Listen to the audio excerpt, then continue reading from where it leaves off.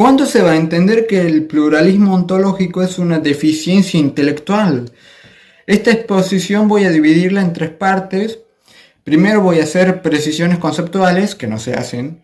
Segundo voy a hacer un hombre de hierro, es decir, la mejor defensa que se puede hacer metafísicamente hablando. Y tercero voy a dar una refutación interna. Ahora bien, está muy de moda hablar en las redes sociales sobre el pluralismo ontológico.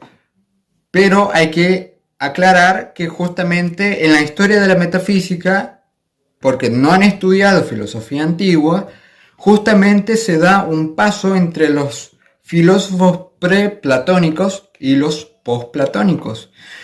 Los presocráticos hacían una metafísica muy sencilla en el aspecto de que sí veían el arjé, el principio de todo, lo unificador ontológicamente hablando, pero justamente no veían el conjunto del saber en la totalidad, que era el nexo de todo, sino que solamente veían al saber como un conjunto que cubrían todo el ámbito de los objetos. Es decir, y esto es básico para enseñar en filosofía. Cuando, por ejemplo, Empédocles habla de los cuatro elementos, justamente, dice, miren, el fundamento son estos, hay todo un proceso, hay rarefacción, condensación, pero él, y así como los demás preplatónicos, mal llamados presocráticos, justamente no pueden conectar cada área del conocimiento y de la realidad. Sí pueden hacerlo en cuanto al fundamento, pero en cuanto al todo no, porque no pueden ver al todo, porque no han desarrollado una metafísica más fundamentada. Con Platón vamos a decir, miren muchachos, el mundo sensible es así, así y así. Ahora, ¿la verdad qué es? Es triple, inmutable, necesaria y eterna. ¿En el mundo sensible hay verdad? No, pero me muestra parcialidad de verdad. Entonces, ahí entramos con el tema de los trascendentales. Hay cosas buenas, pero más bien no hay la bondad. Hay cosas verdaderas, pero no hay la verdad. De ahí, con la dialéctica de espejo, ascendemos al mundo formal, al mundo eidético, mal llamado una forma de idealismo platónico. Se le dice ideas porque literalmente se traduce de eidos, pero algo más exacto es forma. Por eso Platón es formalista, un formalista extremo. Y eso lo va a heredar a Aristóteles. Ahora bien, la dialéctica metafísica de los presocráticos o los preplatónicos, justamente es decir, que hay una relación de predicación en cuanto a lo que es el fundamento y en cuanto es el todo, o el producto, el efecto total. Entonces, ¿qué quiero decir con esto? De cómo se predica el fundamento se va a predicar el todo. Esta forma de hacer metafísica se puede ver, por ejemplo, en Empédocles o en cualquier pluralista. ¿Por qué son pluralistas? Porque el fundamento son muchas cosas. Fundamentos son muchas cosas, por lo tanto el mundo es plural porque es como el fundamento. ¿Por qué Parménides, Meliso, Zenón son monistas? Porque el fundamento es uno. No hay nada más que ese fundamento y por eso toda la realidad es uno como ese fundamento. Hay una relación directa de proporcionalidad de predicación. Eso es lo que quiero decir. Ahora bien, esto con Platón se rompe porque en Platón hay una forma de analogía muy tenue, pero que Platón se va a decir univocista porque claro, hay tres predicaciones, univocidad, equivocidad, analogicidad. Ahora, no todo aquel que es univocista es monista. Para ser monista yo tengo que decir, como el fundamento es uno, todo es uno. Nada más que uno, no existe la pluralidad ni diversidad. Si es que existe, es una forma de ilusión, como decir Parménides, y aquí sigo a Néstor Cordero, cuando la realidad palpitaba, así se llama el libro, explicaba que justamente no es que Parménides como tal niegue el mundo de los sentidos, sino que decía que me muestran verdad y yo me tengo que ascender por medio de la intelección hacia esa verdad. Ahora bien, el pluralismo ontológico, tal como lo plantean los ateos digitales, justamente es una dialéctica preplatónica. Ahora entienden por qué los ateos no saben hacer metafísica. No llegan ni a Platón.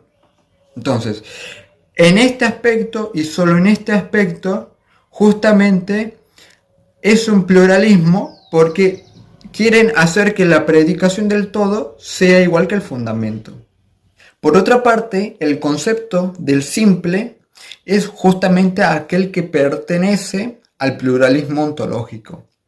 En este aspecto y solamente en este aspecto, el simple primero es tomado grecamente en su etapa clásica como el elemento, como aquel corpúsculo material que es indivisible en cuanto que ya no se puede dividir, ya no se puede cortar. Por ejemplo, mi brazo se puede dividir porque está compuesto de piel, de células, de tejidos, etc. Pero el simple, así como nosotros llamamos modernamente las partículas fundamentales o elementales, justamente son el engranaje de la base de lo material. Ahora bien, el simple se puede entender de dos maneras, o como algo material o como algo más formal, más inmaterial en el sentido leibniziano que expone la monadología, es decir, hay átomos materiales y hay átomos formales. Los átomos formales son los que sustentan a los átomos materiales. Ahora bien, habiendo aclarado todo esto, estos dos conceptos fundamentales para empezar a hacer el hombre de hierro, justamente vamos a hacer un procedimiento metafísico sencillo como lo haría Demócrito, porque más allá de si es el pluralismo ontológico de Badiou, de Demócrito o de cualquier otro filósofo materialista, el proceder es el mismo, o sea, el punto de partida es el mismo y la justificación es la misma para todos ellos, porque por eso son pluralismos ontológicos. Su diferencia específica va a radicar en modos concretos de cómo entender el marco metafísico.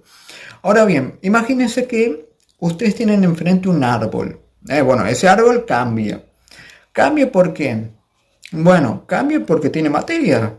Por ejemplo, hoy puede estar marrón, al otro día puede estar gris, puede tener muchas hojas, puede tener pocas hojas, puede dar manzanas, no las puede dar podridas, las puede dar muy jugosas, pero cambia. ¿Y ese cambio por qué se da?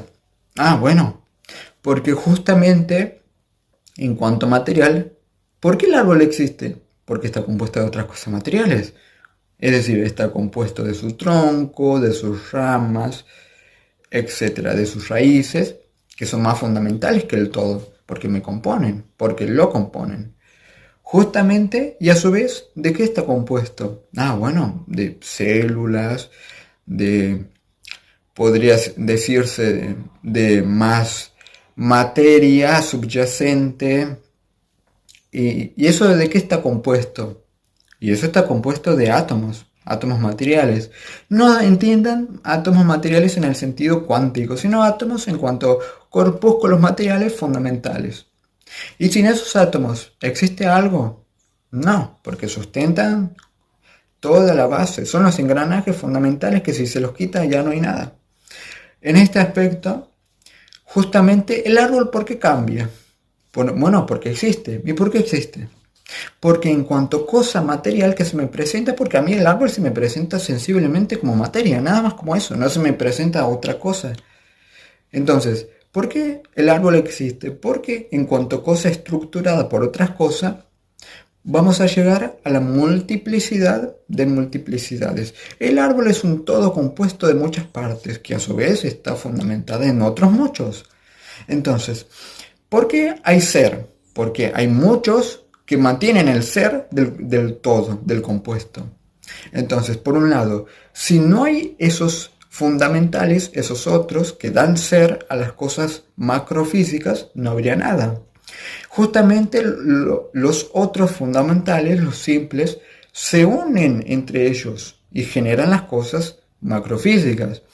Entonces, el fundamento metafísico del pluralismo ontológico se halla en el hecho de que todo lo material se me presenta como compuesto macrofísico y a su vez se me presenta como algo plural. Es decir, esto es muy intuitivo, realmente intuitivo en el sentido coloquial, porque sensiblemente yo veo cosas materiales, nada más que cosas materiales, y esas cosas materiales realmente cambian. realmente devienen, pero se mantienen, permanecen. Y justamente yo veo cosas, pero a su vez que son otras cosas. Hay una multiplicidad de multiplicidades. En este aspecto, justamente el pluralismo ontológico tiene este proceder metafísico a favor del sentido común como aquello que responde a la más grata ignorancia. Y es normal, porque como metafísica intentamos buscar la comprensión de la realidad en su estructuralidad. Ahora bien, habiendo hecho las aclaraciones conceptuales y el hombre de hierro, justamente procede la crítica interna. Primero vamos a ir por el hombre de hierro, después vamos a explicar los problemas de los conceptos implícitos, fundamentalmente del primero. Ahora bien, cuando se dice que este es el proceder metafísico, justamente el error está en tratar de explicar que justamente el árbol en sí mismo no tendría una prioridad en cuanto a todo, porque es subsumido por sus partes. Es decir, ¿por qué el árbol es? Bueno, porque está compuesto de otras partes. ¿Y por qué las partes son por otras partes? Así hasta llegar a los átomos. Por ese lado, justamente el árbol pierde prioridad como cosa que se me da ante mí. No es el árbol, es un montón de cosas. Un problema con esto sería que entonces el árbol no se me presenta como cosa concreta en la etapa fenomenológica del primer captar, sino que se me presenta como un macroesquema de cosas, y ese macroesquema me muestra la realidad. El problema está en que en el captar fenomenológico, cuando yo veo lo primero, imagínense un niño ve un árbol por primera vez, el niño le es venidero el hecho de la captación de esa cosa, pero como una cosa compacta.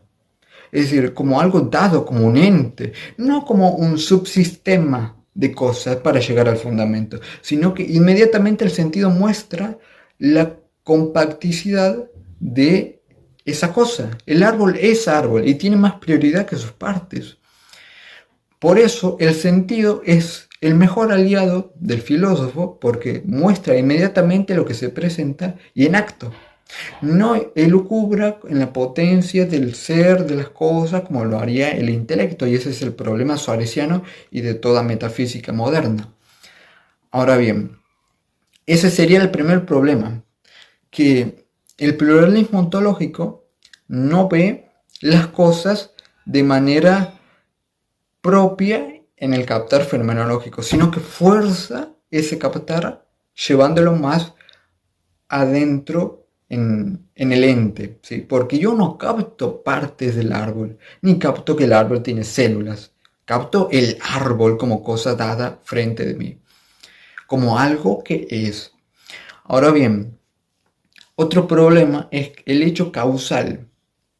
El simple fundamental se va a distinguir por el ser y por la esencia, y el ser no es una predicación de la esencia, eso ya lo ha demostrado Louis Labelle, un filósofo francés, en su libro Introducción a la ontología. Cuando yo afirmo que algo es, yo no puedo estar incluyéndolo en el qué de la esencia, porque justamente como explica Labelle y como explica Heidegger y cualquier filósofo que se tome en serio el análisis del ser y no haga cualquier valla basada en internet, justamente el es más general que el qué. Como es más general, el qué es una determinación del es. Como el qué es una determinación del es, el es no se puede hallar contenido en una determinación de sí. Es absurdo. Es como decir que algo que es causa primera es dependiente del efecto que produce. No tiene sentido. Entonces, el simple se dice como algo. Bueno, digamos, el simple se dice como real. Bueno, el simple es. Y es algo. Es un qué es. Bueno, si el simple fundamental tiene que tener la correlatividad causal con otro para causar las cosas, debe de haber una distinción realísima entre ellos. Entonces, ¿qué quiero decir? Hay una causalidad parcial, porque si yo tomo el simple A y lo quito del simple B, técnicamente, dado todo lo anterior, El simple A por sí mismo no puede producir todo esto, necesita del otro. Pero si necesita del otro es una codependencia sustancial causal. Si hay una codependencia sustancial causal, no son fundamentales más que en relación a ellos mismos, pero como son cosas realmente distintas, justamente son deficientes y necesitados simultáneamente. Por lo tanto, lo que es fundamento no puede hallar estas deficiencias metafísicas porque el fundamento se dice que funda todas las cosas, es la base de todo en cuanto a todo. No que si yo puedo ver que las cosas fundamentales son codependientes y por lo tanto si yo saco las cosas no hay cosas, justamente no es una muestra de fundamento, es una especie de fundamentoide. Es una apariencia de un fundamento, pero que en el fondo no lo es. ¿Por qué? Porque el fundamento universalmente tiene como característica la causalidad total. Ah, bueno, pero aquí hay causalidad parcial, porque está compuesto de varios y esos varios no completan toda la causación de las cosas hechas. Otra razón es el hecho de que justamente al haber una distinción entre lo que son, porque cuando yo digo el ser o la existencia, que aquí no es muy importante hacer esa distinción técnica metafísica, justamente cuando yo digo un simple, yo digo el simple A es, y es algo, es un simple. Pero ahora, si la predicación del ser o de la existencia en el simple no corresponde a lo que es, porque el simple me quiere decir que tiene un contenido real, es simple.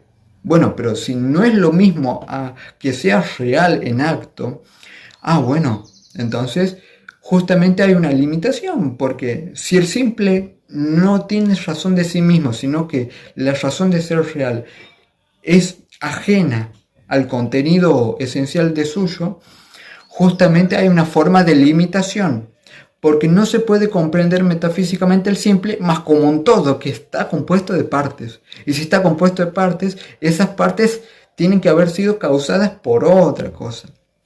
El tercer punto sería que justamente si en su esencia, que como he dicho, estos términos son generales a toda metafísica en sí, si en su esencia no hayan ninguna distinción real más que de ser simple, entonces no hay razón para predicar cosas individuales y distintas entre sí. Porque justamente cuando yo digo que algo es, lo digo en torno a que es algo por ser esto. Y si es esto, se distingue de aquello porque entre ellos dos, comparativamente, hay algo en ellos dos que no está. ¿Por qué en las personas podemos distinguir dos personas realmente distintas? Bueno, aquí Schopenhauer parcialmente tiene razón, por la espacialidad. Entonces, siempre va a haber algún tipo de espacialidad entre dos cuerpos humanos realmente distintos, en tanto que justamente me muestra que hay una forma de, ¿cómo decirlo?, de exclusión espacial tal que yo no puedo ocupar exactamente el mismo lugar que está ocupando el otro. Ni con los siameses ocurriría esto. Porque el siamés que está en una persona no está ocupando el mismo lugar que la persona. Tiene otro espacio distinto. Entonces, en este sentido, si no hay ninguna distinción, es porque justamente son lo mismo. Si son lo mismo, no son múltiples, son uno. Si son múltiples, es porque entre ellos se halla una deficiencia en su esencia. Como he dicho anteriormente, y es un complemento al argumento anterior, hay una distinción en su estructuración entre su ser o existencia y esencia. En este aspecto, por esto, el pluralismo ontológico no es metafísicamente sustentable.